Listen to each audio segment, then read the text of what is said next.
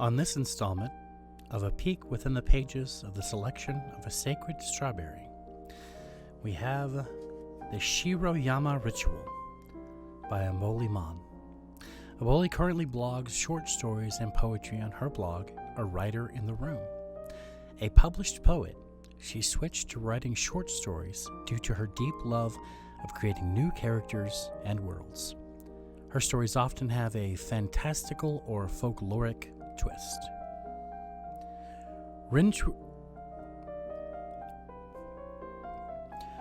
Wintry winds eddied along the narrow pathways blanketed in white. In Shiroyama village, clustered into the bosom of the ice-capped ranges, a hubbub arose in the late afternoon. From her perch at the entryway of the shack, Yuki could see the trail that swept around the mountain like a silver thread. The procession of villagers carried bright blue paper lanterns, making their way up the trail. Straw boots marred the freshly fallen snow. "Here you go," Mama finally allowed her a glimpse in the mirror. Yuki stared into the small oval at her pale reflection. Her hair, as dark as a raven's feather, fell in straight wisps about her delicate shoulders. Two brown eyes twinkling with excitement. Rosy lips pursed nervously. Yuki had turned 13 the previous month. The reason for her excitement was obvious. She rocked on the new straw boots Papa had made for her. The family was dressed in their heaviest winter kimonos, layers upon layers of linen topped with dark silk. Careful as not to drop the precious mirror, Yuki handed it back to Mama. Her brother, Tori, sulked at the threshold.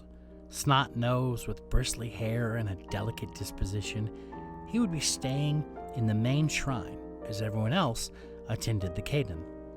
That was what the head priest Makoto had declared. "I wanted to listen to the stories." Tori's voice was plugged up by the cold. The rare medicine man that visited this misty village had said he'd suffered during the cold season.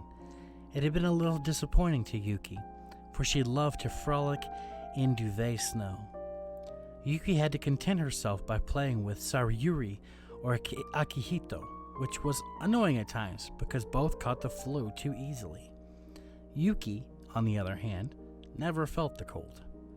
Mama and Papa often teased her that this was because she was named after the snow. "I'm sorry, Tori.